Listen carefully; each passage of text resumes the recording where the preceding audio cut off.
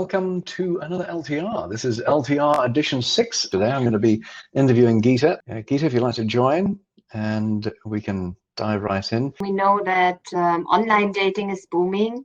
We've certainly, as bad as it sounds, benefited from the pandemic, but it also had an impact on how we operate. And I was just sharing that I was surprised how flawless our operation worked after we had to send literally everyone overnight at home, because we were an office-based company before. I mean, yes, we had certain flexibilities, but we had everyone at the offices. But on the other hand, and we are still now in full remote work. The office in Berlin, New York, and Utah are still closed, but for those who have a need to come. And on the other hand, why am I surprised? Because we are in online dating. So that's what we do. We are connecting people remotely. So why wouldn't we be successful in doing this for the company? Great. And that's great territory. After all this craziness is over, in terms of how you would organize the folks at the company, will you tend to have them back a day a week, or just kind of let them self-organize? And there's a few different modes of organizing after this craziness is over. I'm just wondering, I mean, my team and I have been entirely distributed since 2005. I mean, we've not done an office since 2005 in upstate New York. That was the last office, first and last office.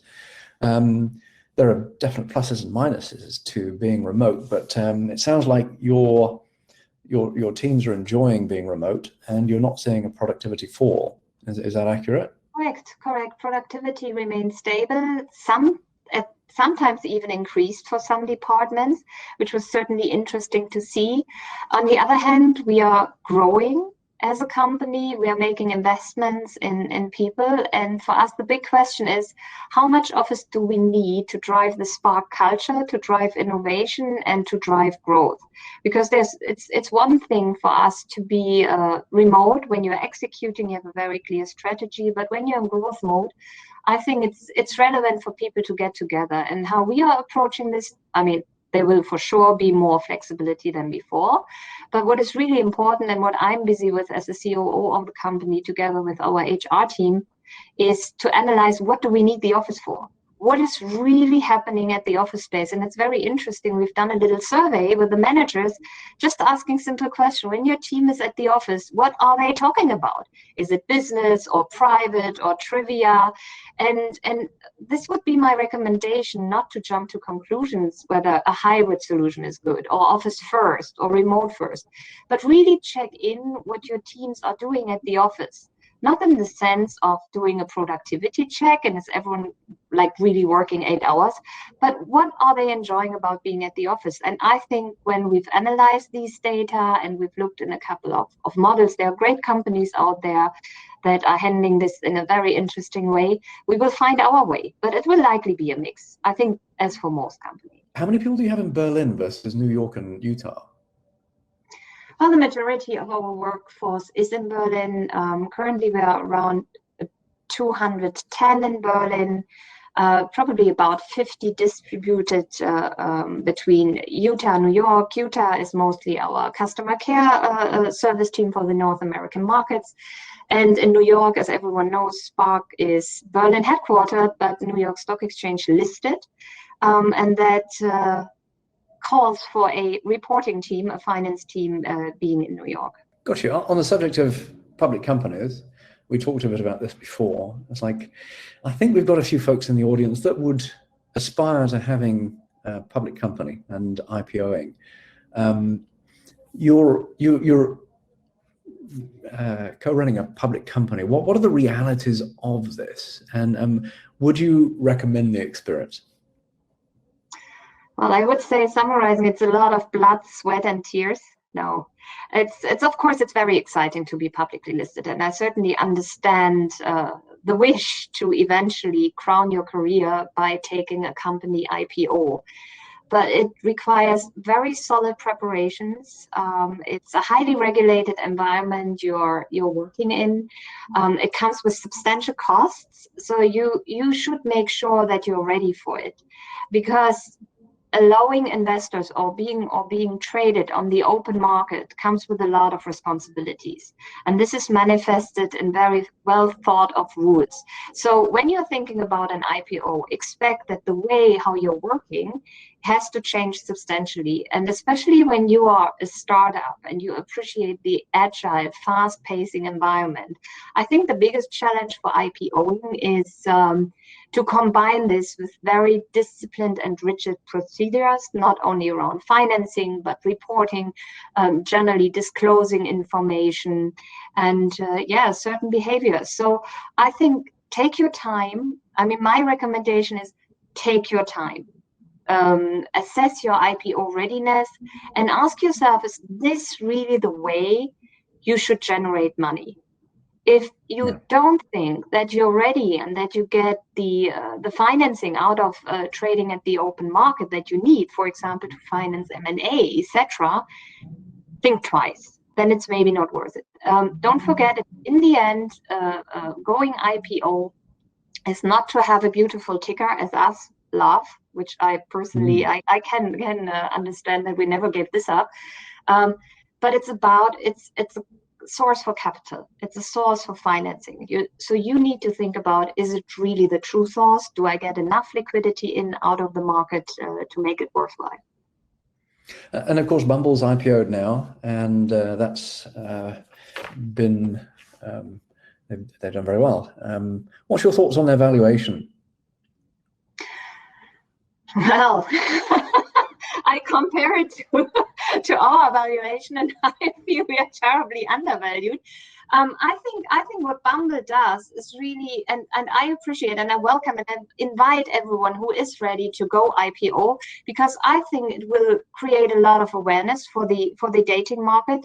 It will lift some mysteries of the dating market, and I know every one of you who's dealing with Visa and other companies, payment providers, credit card companies, are probably suffering as much as we do from a classification that is closer to escort services than to what we're really aspiring and what we are doing.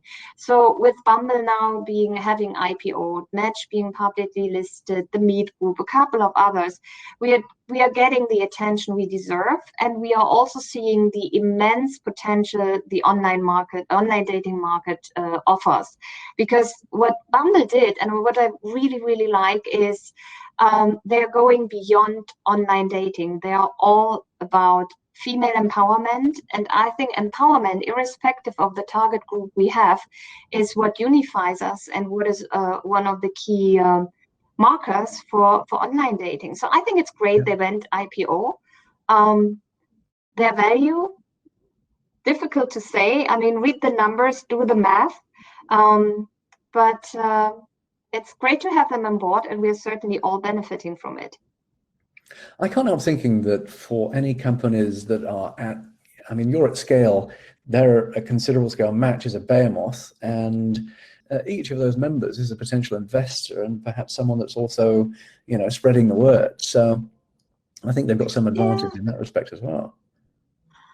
I'm not quite sure. I'm not quite sure. I think when you're using our services, you're less thinking about the company you're joining. You're thinking more about the platform, the offering, the brand you're identifying with, and your mind is set to either find companionship or friendship or just a fling or marriage. I mean, that differs by platform, of course. So I think hardly any of our users sees the company behind. Some of them certainly appreciate us being publicly listed because it comes with a connotation of safety and security and reliability. But I don't think that any of the members or users or clients or whatever customers you want to call them has really in mind that this is a potential investment opportunity. Maybe some do, but their investment is more into the interaction with other users than with the company, I hope. Gotcha. Another characteristic which is interesting is Bumble nixed a couple of their niche products. I mean, they took a trajectory where they were toying with niche products, and then they nixed them after they had the Blackstone folks come through. Why did you think that was a good move? Do you think, I mean, niches, Spark does niches and well at scale. So why would they have done that, do you think? Well, I think that's a question better to be asked to Bumble. I certainly don't mind them doing this because, as you mentioned, we are playing in the niches. I think it's just they've reached the scale and they thought they probably just did the math and saw the synergies. And I see Benjamin commenting they merged them all, no more Lumen or Chappie. I think they are investing what they believe is their strongest asset, their strongest brand, and where they see the biggest growth opportunities. They focus whatever they have in resources, in skills, experience, and money. So yeah, I think they've just focused on what they believe is their strongest asset and where they can gain most market share. So I was going to ask you about Zoosk. Zoosk was quite the acquisition. Can you, I mean, where does it sit now? I mean, you bought Zoosk. It was in San Francisco. Now it's melded in and integrated into Berlin. Where does that sit within the organization at this stage? Well, it's fully integrated into our organization. As you said, we bought a San Francisco-based company. What we've never disguised, that ultimately the value of this acquisition is partly driven by the synergies we believe we can achieve by unifying the teams over here in Berlin. So, and meanwhile, I think it's 1.5 years since we acquired the company. It's fully integrated and entirely served out of Berlin. Of course, there are third-party service providers like we all use, but it's fully integrated into the company, and it's a welcomed addition to our family. Certainly something new for us. As you said, we are known for niche premium services, mostly playing in the religious field with the older demos.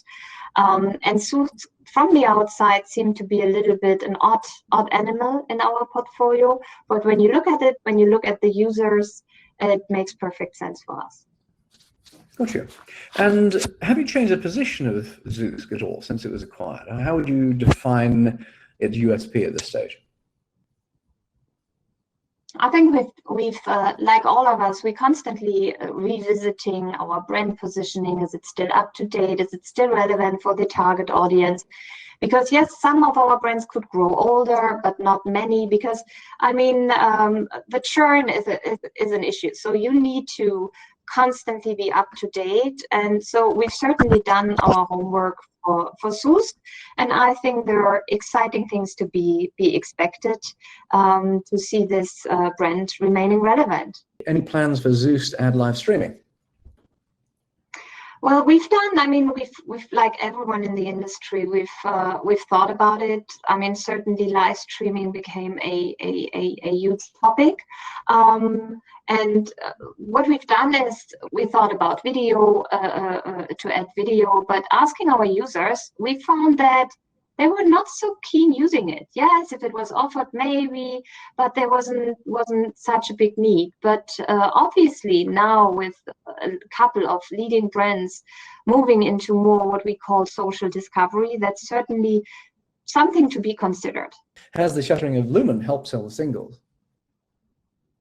Well, we haven't necessarily seen, I mean, silver singles has always performed very well. We see that the market for 50 plus is a growing market. We see more and more thanks to the pandemic. I mean, you shouldn't say this thanks to the pandemic, but certainly the pandemic has opened online dating for older demos even more, because they are looking for companionship like everyone else. And we see this as a very prospering market.